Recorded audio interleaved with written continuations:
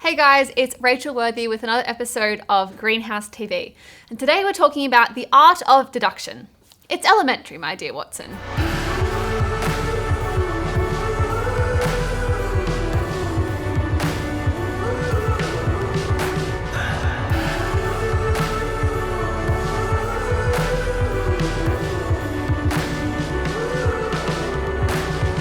Last week we discussed the very convincing evidence that the tomb was empty on Easter Sunday morning.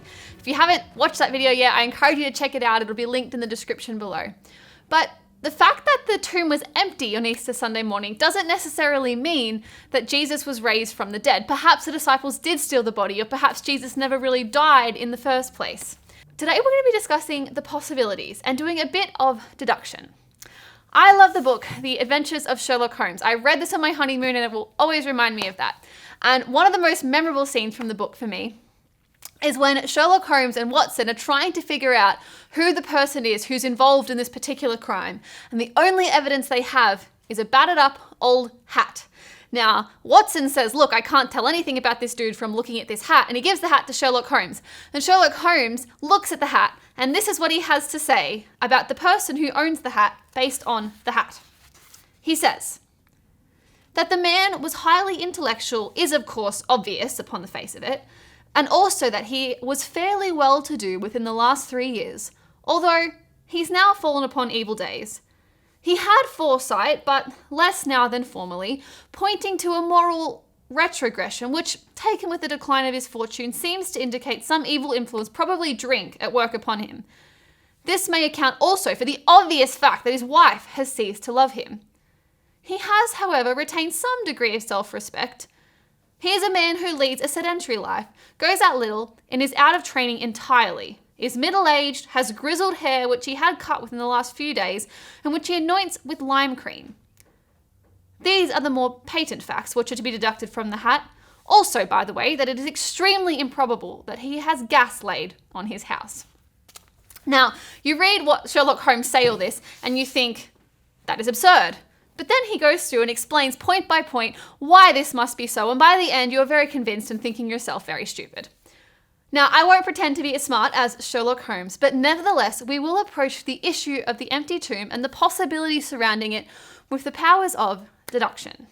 So, possibility 1. The tomb was empty and people saw Jesus after the tomb because he never really died. He was actually unconscious or only in a coma. Now, this possibility is actually really difficult to support. The soldiers who killed Jesus were experts in death. That was literally their job. The Gospels record that they went and made sure that all the criminals on the cross were dead, and when they came to Jesus, they could see he was already dead. They stabbed him in the side with a spear, and blood and water poured out. And now, with modern medical knowledge, even more than when that was written, we actually can know why the blood and water being separated was an indication that Jesus was actually dead. So I think we can rule possibility 1 out as rather unlikely. Let us look at possibility 2. The disciples stole the body so they could spread the rumor that Jesus had risen from the dead. Now, this possibility I actually think is also really difficult to support for this reason. The Gospel of John was written by John the disciple, who was one of the very first witnesses to the empty tomb. In John 20, verses 6 to 7, he says this: Then Simon Peter came along behind him and went straight into the tomb. He saw the strips of linen lying there, as well as the cloth that had been wrapped around Jesus' head. The cloth was still lying in its place, separate from the linen. Some translations actually say that that cloth was folded up and set aside separately. Now, let's get the picture here. This was a heavily guarded tomb. The priests and the religious leaders and the Romans, they did not want this body to go missing. This was a heavily guarded tomb with a heavy stone covering the way.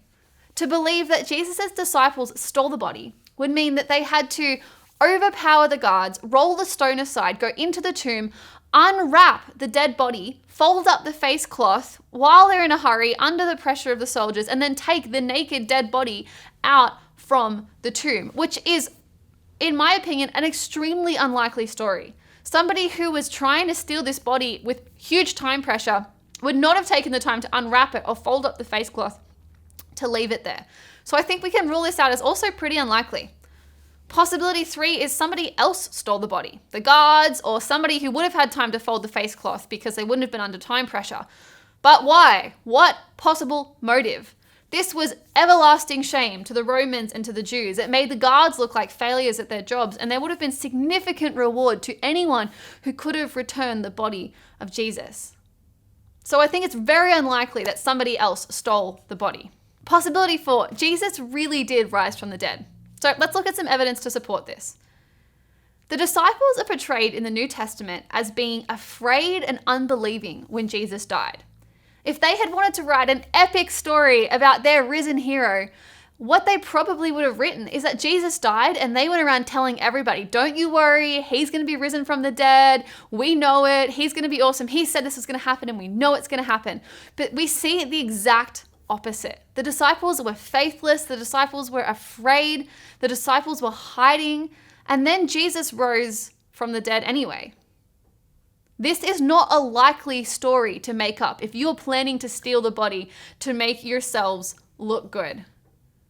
Not only do we see that they were afraid then, we actually see enormous boldness in the disciples after the resurrection. Something happened that changed these fearful men who lied about knowing Jesus to little girls to men of boldness and of conviction who went and shared the gospel all over the world. The things that were written about the resurrection of Jesus weren't written thousands of years later or hundreds of years later. They were written within the lifetimes of the people who saw this. People could have said, no, that didn't happen if they knew it didn't happen. But there were people who saw it within the lifetime of what was written. And the force of this evidence must be reckoned with. The tomb was empty. Why? What happened to the body? Why were the grave clothes there? Why were there so many witnesses to the resurrected Christ? Now, perhaps this evidence on its own is not absolute proof, but it should at least give pause to those who would mindlessly write off the resurrection as an absurd fantasy. It is difficult to offer a plausible alternative that fits the facts of the situation. So, did Jesus rise from the dead? I would say yes, it's elementary, my dear Watson. Join us next week as we discuss morality and what Thanos has to say about that.